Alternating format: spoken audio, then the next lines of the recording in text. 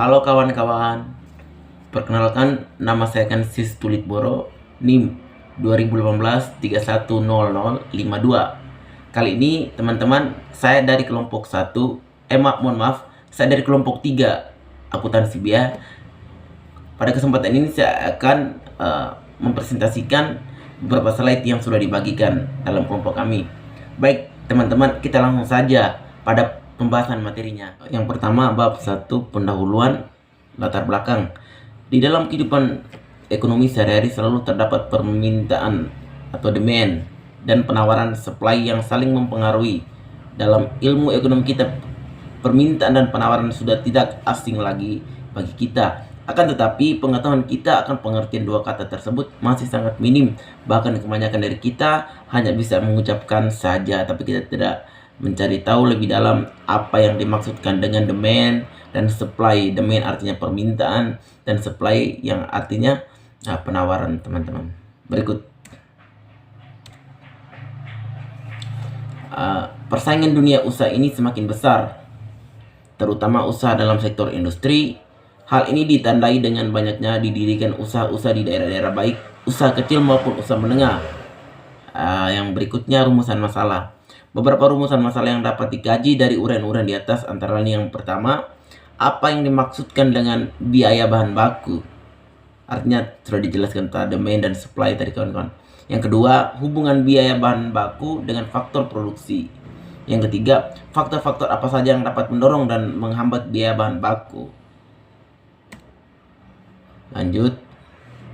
Yang berikutnya adalah tujuan.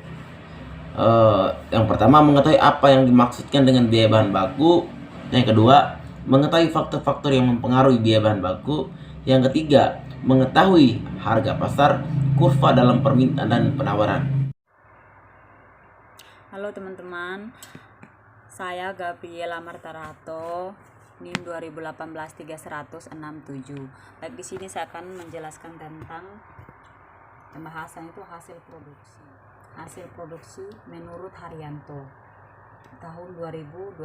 Hasil produksi output adalah total barang atau jasa yang dihasilkan oleh unit usaha atau perusahaan.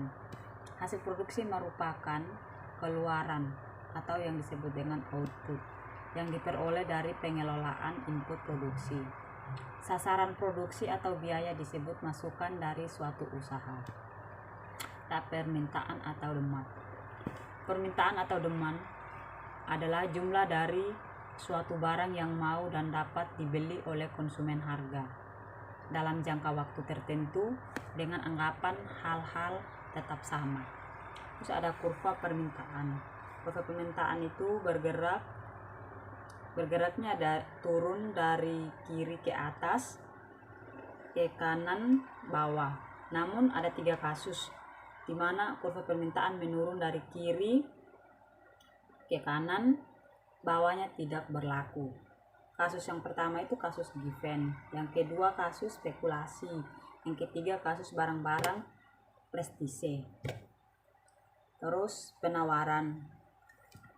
Penawaran merupakan arti jumlah dari suatu barang yang mau dijual pada berbagai kemungkinan harga dengan jangka waktu yang tertentu. Di sini saya Turino Katalo akan melanjutkan pembahasan materi dari teman saya yang tadi sudah memberikan penjelasan tentang biaya bahan baku. Di sini saya akan melanjutkan tentang hubungan kurva permintaan dengan waktu, di mana kurva permintaan adalah grafik yang menggambarkan hubungan antara harga dengan jumlah komoditas yang ingin dan dapat dibeli konsumen, di mana hubungannya adalah keinginan konsumen membeli suatu barang dan berbagai tingkat harga selama periode waktu tertentu.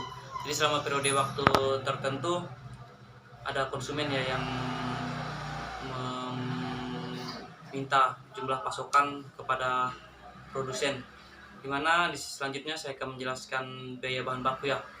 Biaya bahan baku menurut Nafrin adalah bahan utama atau bahan pokok dari sebuah produk. Jadi di dalam berproduksi itu sangat penting ya biaya, karena tanpa adanya biaya maka produk itu tidak akan jadi. Contohnya saja saya ambil adalah produk kaleng-kaleng makanan ya, misalnya seperti sarden, maka perlunya ada biaya yang besar karena baik itu berupa untuk kemasannya nanti, ataupun biaya tenaga kerja atau biaya untuk membeli bahan misalnya berupa ikan. Dan dimana juga faktor yang mempengaruhi bahan baku dalam sebuah industri itu adalah perkiraan berapa banyak bahan baku yang ingin dibeli. Soalnya kalau kita tidak memperhitungkan hal itu, maka bahan baku itu akan terbuang sia-sia, misalnya produksinya tidak tercapai sesuai target. Jadi sangat diperhitungkan sama sekali ya. Jadi perlunya ada pertimbangan, baik itu pengusaha itu sudah memperkirakan apakah nanti untung atau akan rugi.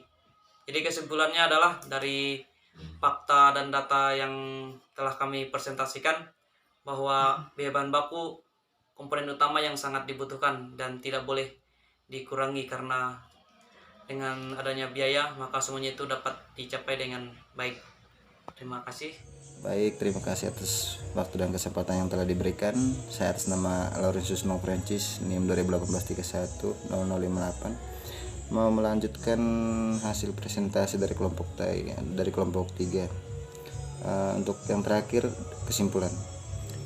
Dari data dan fakta di atas, maka penulis dapat menyimpulkan bahwa di dalam biaya bahan baku merupakan komponen utama dalam produksi, sehingga sangat penting dan bahan baku untuk proses sampai menjadi produksi. Jadi terdapat beberapa faktor yang mempengaruhinya, sehingga perlu adanya analisis atau pertimbangan yang tepat dari pengusaha itu sendiri. Yang mungkin terakhirnya saran.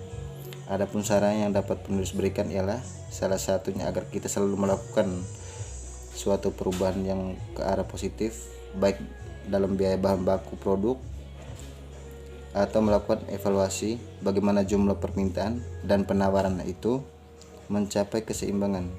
Di samping itu juga kita harus berperan aktif dan berpartisipasi dalam melakukan perubahan tersebut, sehingga tercapainya laba atau keseimbangan atau keuntungan.